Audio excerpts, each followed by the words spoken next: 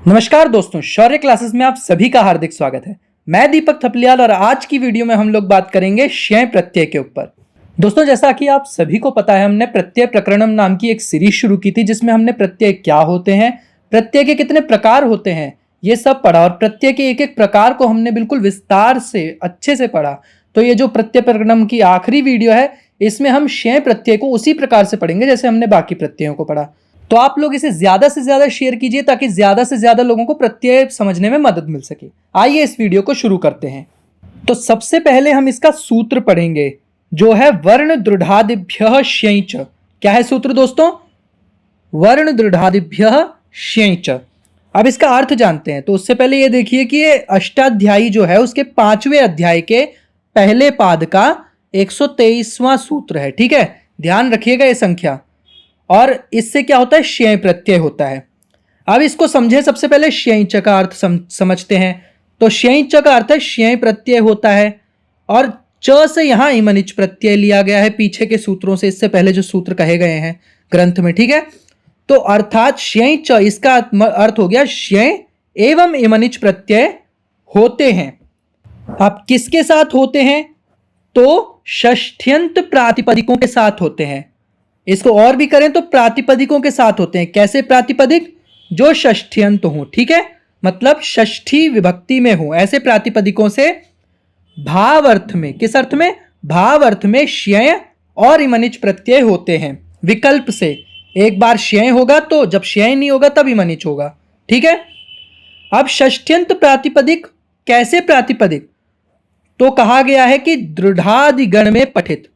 दृढ़ादिगण, दृढ़ आदि एक गण है जिसमें दृढ़ जैसे कई सारे प्रातिपदिक हैं। ठीक है, उनसे होगा।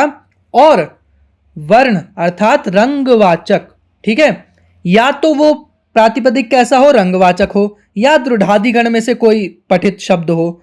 तो क्या होगा? ऐसे षष्ठ्यंत प्रातिपदिक, षष्ठी विभक्ति वाले प्रातिपदिक से भाव अर्थ में श्यय और इमनिच प्रत्यय होता है, यह कहा गया है। ठीक है, उदाहरण के तौर पे देख लो, जैसे दृढ़ और जड़, हमने दो प्रातिपदिक लिए। ठीक है, इनके साथ श्यय प्रत्यय जोड़ा, क्या बना? दार्ढ्यम और जाड्यम।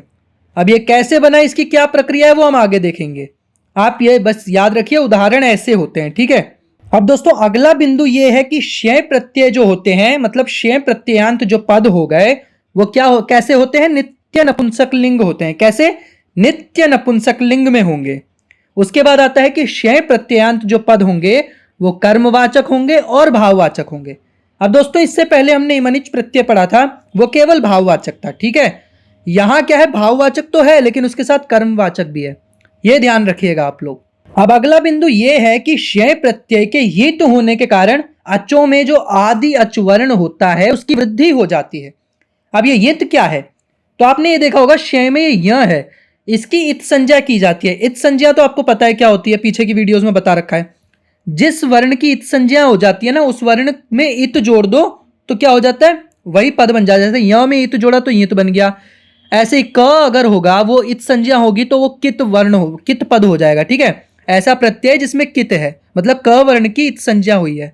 ऐसे कोई भी वर्ण अगर उसकी इत संज्ञा होती है तो उसी वर्ण के साथ इत को जोड़ के वो कित, नित, यित ऐसे बन जाते हैं। ठीक है, तो इन पदों में कुछ कठिन नहीं है। कहीं भी आपको यित, गित, कित ऐसे पद मिले तो समझ लेना उसमें उस वर्ण की क्या हुई है? इत संज्ञा हुई है। ठीक है, बस इतना समझ लेना इससे। अब इसमें क्या कहा गया है कि श्यय प्रत्यय जो है यित है। क्यों है? पता चल गया, क्योंकि य की इत संज्ञा है। अब इसके कारण क्या है? जो अचों में आदि अचवर्ण होता है ना, मतलब जितने अच होंगे उसमें जो आदि, सबसे पहला जो अचवर्ण होगा उसकी वृद्धि हो जाएगी। ठीक है, उस प्रत्यय में तो आदि अचवर्ण की वृद्धि होगी, यही इसका अर्थ है। इसके लिए एक सूत्र आता है तद्धितेष्व चामादेह। ठीक है, तद्धितेष्व चामादेह सूत्र में यही बात कही गई है, तो ये याद रखिएगा आप। ठीक है, इसके बाद अगला बिंदु आता है कि ईकार और तद्धित के परे होने पर भ संज्ञक वर्ण जो होता है, अगर वो ईकार और अकार है तो उसका लोप हो जाएगा। ठीक है, मतलब लोप होता है। किसका होता है? भ संज्ञक वर्ण का होता है। भ संज्ञक वर्ण भी कौन कौन से? यदि ईकार और अकार हो, ठीक है, ई और अ हो, ह्रस्व, तो क्या होगा? उनका लोप हो जाएगा। कब होगा? जब उनके परे ईकार या तद्धित प्रत्ययों में से कोई हो, ठीक है, तब ही होगा। और इसके लिए एक सूत्र आता है यस्येति च, ठीक है, ये याद रखिएगा। यस्येति च जो सूत्र है इसमें यही बात कही गई है, इस बात को इस सूत्र के द्वारा कहा गया है, तो ये ध्यान रखिएगा आप, ठीक है। अब दोस्तों अगला बिंदु ये है कि श्यय प्रत्यय के शित होने के कारण इन सभी शब्दों से नीश प्रत्यय जोड़कर स्त्री वचन के रूप बनाए जा सकते हैं।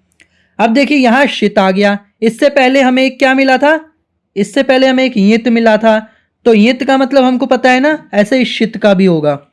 श जो है इसका उसकी भी इत संज्ञा होगी, जिसके कारण इसे शित भी कहा गया है। तो श्यय प्रत्यय शित भी है और यित भी है, ठीक है। और जितने वर्णों की इत संज्ञा, कुछ भी देखो, व्याकरण जो ग्रंथ है ना, उसकी व्याकरण विषय की सबसे बड़ी खासियत है कुछ भी होगा वो बेकार में नहीं होगा, फालतू का नहीं होगा। हर किसी कार्य की, हर किसी छोटे से छोटे इत संज्ञा या लोप कर दो, कुछ भी करो, उसका एक उद्देश्य होगा, उसका एक प्रयोजन होगा, ठीक है, जिसकी सिद्धि के लिए वो किया गया है।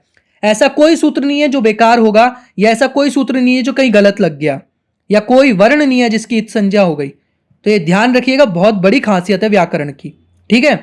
छोटी से छोटी चीज का एक उद्देश्य होता है। अब यहां क्या है, यित का उद्देश्य था, ठीक है, शित का भी उद्देश्य है। शित का क्या है, यित का तो था कि जो आदि अचवर्ण होगा उसकी वृद्धि हो जाएगी। शित का क्या है, शित का उद्देश्य है कि जो हमारा प्रातिपदिक होगा जिससे श्यय प्रत्यय हुआ है, उसी में नीश प्रत्यय लगाकर स्त्री वचन के रूप बनाए जा सकते हैं। उन्हीं प्रातिपदिक, उन्हीं जो प्रत्ययांत, श्यय प्रत्ययांत पद होंगे, उनको गीश प्रत्यय लगाकर स्त्री वचन के रूप भी बनाए जा सकते हैं। यह शित का प्रयोजन है, ठीक है। अब इसके लिए एक सूत्र आता है शिद गौरादिभ्यश्च। क्या सूत्र है, शिद गौरादिभ्यश्च, इसके द्वारा यही बात कही गई है। तो ये ध्यान रखना, ठीक है, कुछ भी हो उद्देश्यपूर्ण है, हर किसी का प्रयोजन है। अब देखने वाली बात यह आती है कि किन किन वर्णों की इत संज्ञा की गई है और फिर उनका लोप किया गया है, ठीक है, और किस सूत्र से किया गया है। तो श्यय पद है हमारा, ठीक है, इसमें होगा जितना भी कुछ होगा काम। तो इसमें जो पद में जो आदि वर्ण शकार है, ठीक है, पहला जो श है, इसकी इत संज्ञा होगी किससे, शह प्रत्ययस्य, और इसकी इत संज्ञा होने के कारण ये जो प्रत्यय है वो शित भी कहलाएगा, उसका प्रयोजन पता है आपको। और इसकी इत संज्ञा होगी किस सूत्र से, तो शह प्रत्यय से, ठीक है। प्रत्यय में जो आदि वर्ण श होगा उसकी क्या होगी, इत संज्ञा हो जाएगी, ये सूत्र कहता है, ध्यान रखिएगा। अब अंतिम यकार, इसमें यकार भी है अंतिम, उसकी भी इत संज्ञा होगी और उसके कारण ये यित कहलाएगा, उसका भी एक उद्देश्य है आदि अचवर्ण की वृद्धि, ठीक है, वो हम देख चुके हैं। उसकी इत संज्ञा होगी हलंत्यम से। अब जितने भी दोनों हमने किए हैं ना, जिन जिन वर्णों की हमने इत संज्ञा की है, उन सभी का लोप कर देंगे, किससे, तस्य लोपः से, ठीक है। इत संज्ञा करके हमने लोप कर दिया, दोनों हट गए, बचा क्या, य, बचा हमारा य।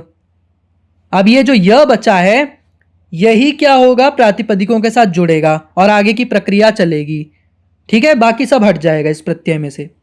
आइए दोस्तों अब एक उदाहरण देखते हैं और उसके माध्यम से समझते हैं कि ये श्यय प्रत्यय कैसे कैसे लगता है और पद कैसे बनता है, ठीक है। तो सबसे पहले हमने एक शुक्ल प्रातिपदिक लिया, ठीक है, ये क्या है, ये एक रंग है, इसका अर्थ है सफेद, ठीक है, शुक्ल मतलब सफेद। अब ये रंग है, एक रंग का नाम है, इसलिए क्या होगा, वर्ण दृढ़ादिभ्य श्यय च सूत्र से श्यय प्रत्यय आ जाएगा, ठीक है, विकल्प से। तो शुक्ल के साथ जब हमने श्यय जोड़ा तो सबसे पहले तो इसके इत संज्ञा और लोप की जो अनुबंध लोप की प्रक्रिया है वो की जाएगी।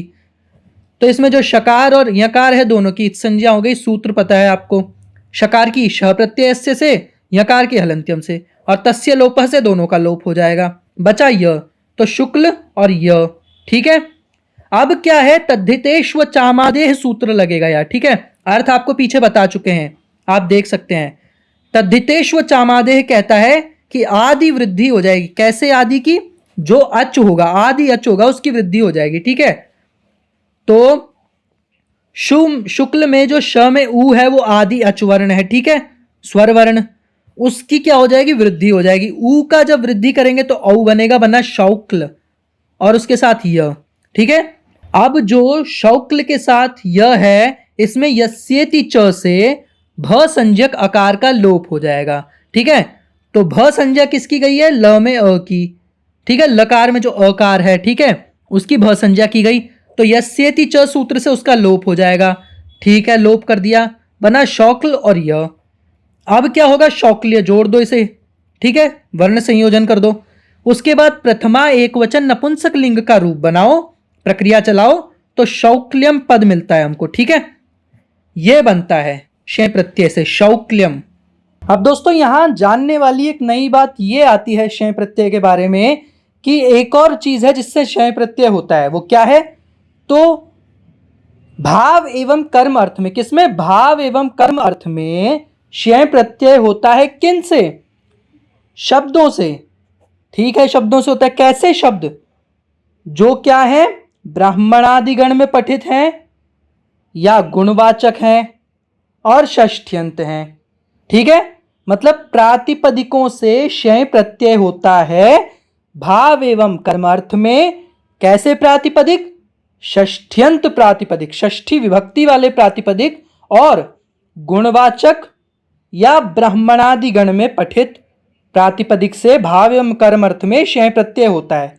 इसके लिए एक सूत्र आता है, गुणवचन ब्राह्मणादिभ्यः कर्मणि च। क्या है? गुणवचन ब्राह्मणादिभ्यः कर्मणि च। आइए दोस्तों अब इसी बात को एक उदाहरण के द्वारा समझते हैं। जैसे हमने एक ब्राह्मण शब्द लिया, प्रातिपदिक। ठीक है, अब इस ब्राह्मण प्रातिपदिक को हमने गुणवचन ब्राह्मणादिभ्यः कर्मणि च से शय प्रत्यय लाए इसके साथ। ठीक है, ब्राह्मण हो गया, ब्राह्मणादि गण में पठित शब्द है इसलिए लिया है, इसके साथ शय प्रत्यय आ गया गुणवचन ब्राह्मणादिभ्यः कर्मणि च सूत्र से। फिर शय का अनुबंध लोप हुआ, मतलब वही इत संज्ञा लोप कैसे हुआ पीछे आप देख सकते हैं। यह बचा, ब्राह्मण के साथ जुड़ा। फिर तद्धितेश्व चाम आदेह से आदि जो अच वर्ण है, स्वर वर्ण है, उसकी वृद्धि हो गई। तो आ है तो आ का तो आ ही होगा, वृद्धि भी, तो कोई अंतर नहीं आएगा, यही रहेगा, आ ही हो जाएगा। तो ब्राह्मण रहा, यह जुड़ा। अब क्या है? यस्येति च सूत्र आएगा, उससे क्या होगा? भ संज्ञक अकार जो है उसका लोप हो जाएगा। ठीक है, तो यस्येति च जो सूत्र है उससे न का अकार जो है वो गायब हो गया, उसका लोप हो गया। ठीक है, भ संज्ञक। अब लोप होने के बाद दोस्तों ब्राह्मण और य बचा। ठीक है, उसको जोड़ा तो ब्राह्मण्य हुआ, या मन नहीं आएगा, ब्राह्मण्य हुआ। ठीक है, अब इसी को प्रथमा एक वचन नपुंसक लिंग में ब्राह्मण्यम रूप बनेगा। ठीक है, यह प्रक्रिया आप देख लेना, इस प्रकार है। इस प्रकार से हर किसी प्रातिपदिक के साथ जो इस सूत्र के अनुसार कहा गया है उस प्रातिपदिक के साथ शय प्रत्यय जोड़ेंगे तो इसी प्रक्रिया से ये रूप बनेंगे। ठीक है, अब दोस्तों ऐसे ही और भी बहुत सारे उदाहरण हैं। जैसे हम देखें, शीत ले लिया, शीत के साथ जब हम शय जोड़ेंगे तो शैत्यम बनेगा। ठीक है, ये गुण है। अब जैसे मूढ़ ले लिया, मूर्ख मतलब। ठीक है, मूढ़ का मतलब क्या होता है? मूर्ख। अब इस मूर्ख के साथ जब हमने शय प्रत्यय जोड़ा तो मौढ़्यम बना। कैसे बना? प्रक्रिया ऊपर आपको बता दी गई है, उसी से सारे प्रातिपदिकों के साथ आप जोड़ सकते हैं जो इस गण में पठित या इस सूत्र में कहे गए हैं। इन सूत्रों में यही प्रक्रिया लगेगी, यही रूप बनेंगे ऐसे ही। ठीक है, अब मधुर के साथ माधुर्यम बनता है, जड़ के साथ जाड्यम बन गया, कुशल के साथ कौशल्यम बन गया, पिशुन जो ये पिशुन है इसके साथ क्या बन गया? पैशुन्यम बन गया। ठीक है, तो ऐसे रूप है। कैसे बनेगा? प्रक्रिया आपको बता रखी है, रूप ये बनेंगे। अभ्यास करिए, कोई समस्या होती है तो हमें कमेंट बॉक्स में बताइए।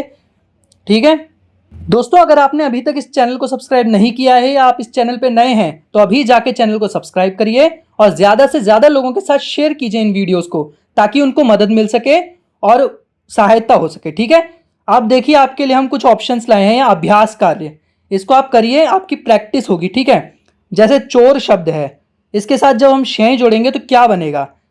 ऐसे ही विषम है, इसके साथ शय जोड़ेंगे तो क्या बनेगा?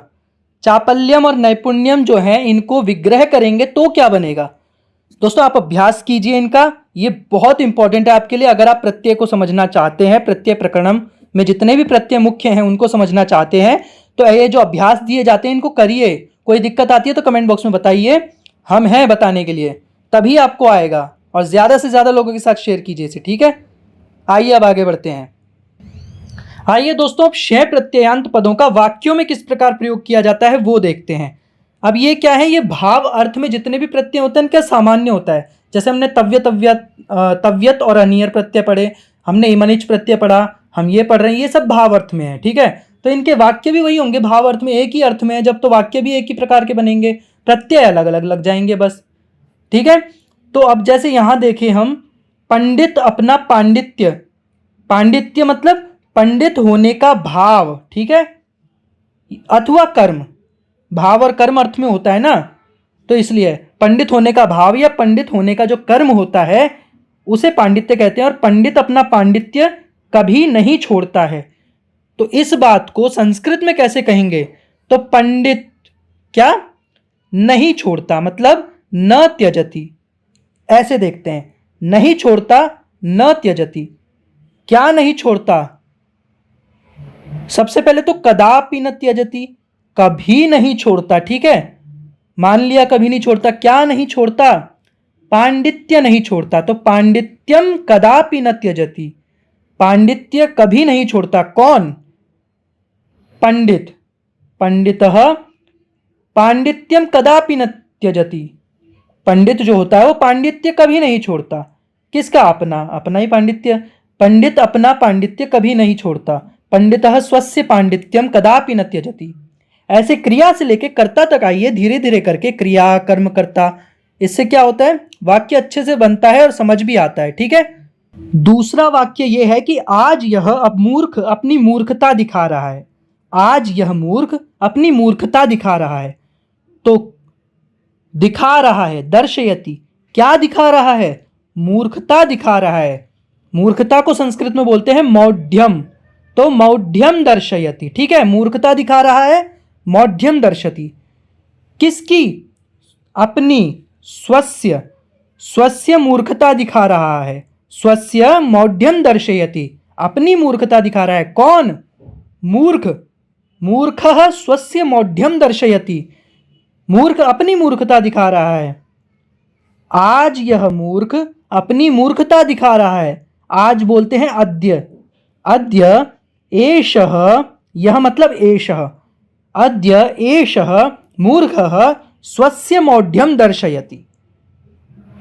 उसके बाद आता है आज ठंड बढ़ रही है, आज ठंड बढ़ रही है, बढ़ रही है, वर्धते, किम वर्धते, शैत्यम वर्धते, कदा वर्तते, अद्य, अद्य शैत्यम वर्धते, आज ठंड बढ़ रही है।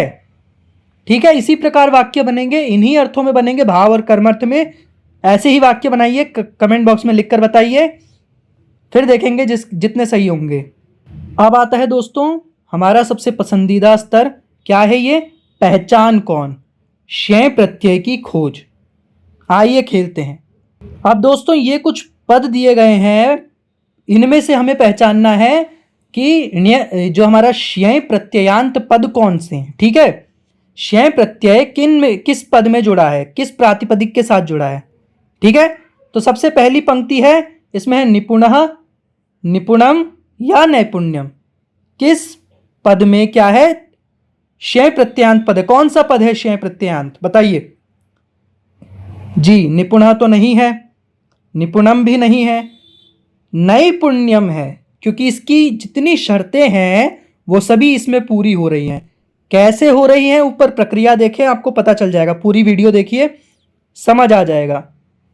आप जैसे ब्राह्मणम, ब्राह्मण्यम, ब्रह्मण्यम, क्या बनेगा बताइए, तो ब्राह्मणम तो है ही नहीं, ब्राह्मण्यम भी नहीं हो सकता, क्योंकि यहां पहले अच को दीर्घ होता है, तो वो तो है नहीं, तो यहां है ब्राह्मण्यम में, तो ये होगा।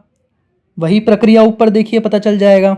अब यहां देखिए, जैसे चौर्यम, चोरम, चौर्यम और चौरम, क्या बनेगा बताइए, तो बनेगा चौर्यम। ठीक है, कैसे बनेगा, ऊपर प्रक्रिया देखें, पता चल जाएगा आपको। ऐसे ही दिनम, दैन्यम या दैन्यम, क्या बनेगा, दिनम नहीं बनेगा, दैन्यम भी नहीं बनेगा, दैन्यम बनेगा। ठीक है, तो ये ऐसे ढूंढते हैं पदों को। ठीक है, कोई भी प्रत्ययांत पद हो इस प्रकार से ढूंढते हैं, उसकी शर्तें कहाँ पूरी हो रही हैं, वो दिमाग में होनी चाहिए। उसके लिए वीडियो देखना ज़रूरी है पूरी। तो आप देखिए, दोस्तों के साथ शेयर कीजिए, आपको समझ आएगा। अब दोस्तों आइए देखते हैं किन किन सूत्रों को पढ़ना बहुत ज़्यादा ज़रूरी है जब हम ये प्रत्यय पढ़ रहे हों। कौन सा? श्यय प्रत्यय। ठीक है, जब हम श्यय प्रत्यय पढ़ते हैं तो उसमें कुछ सूत्र आते हैं जो हमें याद रखने ही पड़ेंगे, मतलब जिनको मतलब समझना पड़ेगा। याद तो ठीक है, उनका अर्थ हमें पता होना चाहिए, उनकी क्या कहा गया है ये हमें पता होना चाहिए। तो ये है आपके सामने कुल 6 सूत्र हैं जो मतलब मोस्ट इंपॉर्टेंट समझ लीजिए जब आप श्यय प्रत्यय पढ़ रहे हो। ठीक है, ये आपको आने ही चाहिए। कौन कौन से? वर्ण दृढ़ादिभ्य श्यय, 5वें अध्याय के पहले पाद का 123वां सूत्र, संख्या भी याद रखिएगा सूत्र की। तद्धितेश्व चामादेह, 7वें अध्याय के दूसरे पाद का 117वां सूत्र। यस्येति च, 6ठे अध्याय के चौथे पाद का 148वां सूत्र। षित गौरादिभ्यश्च, चौथे अध्याय के पहले पाद का 41वां सूत्र। शह प्रत्ययस्य, पहले अध्याय के तीसरे पाद का 6ठा सूत्र। और गुणवचन ब्राह्मणादिभ्य कर्मणि च, 5वें अध्याय के पहले पाद का 124वां सूत्र। ठीक है, इनमें से पहला और छठा तो विधायक सूत्र ही हैं, मतलब श्यय प्रत्यय करने वाले सूत्र ही हैं। बाकी प्रक्रिया में आते हैं ये जितने भी हैं। तो ये जो है मुख्य मुख्य सूत्र हैं जो आपको पता होने चाहिए। ठीक है, तो दोस्तों आज की वीडियो में इतना ही। आपको वीडियो अच्छी लगी तो इसे लाइक करिए, कमेंट करिए, शेयर करिए, और हाँ दोस्तों, ज़्यादा से ज़्यादा दोस्तों के साथ, सबके साथ शेयर कीजिए, क्योंकि पढ़ाई की चीज़ ना, विद्या जितनी शेयर की जाए, जितनी दान मतलब शेयर की जाए ना, प्रसार की जाए, उतना अच्छा है। ठीक है, उतना बढ़ती है, वो कम नहीं होती। तो जितना चाहे उतना शेयर करो दोस्तों के साथ, सबका कल्याण होना चाहिए यार। सर्वे भवन्तु सुखिनः अच्छी बात है, कही गई हमारे शास्त्रों में, तो उसको मानिए। ठीक है, ज़्यादा से ज़्यादा शेयर कीजिए, सबको आए, सबकी सहायता हो, सबका विकास हो। ठीक है, तो दोस्तों आज की वीडियो में इतना ही, मिलते हैं अगली वीडियो में। धन्यवाद।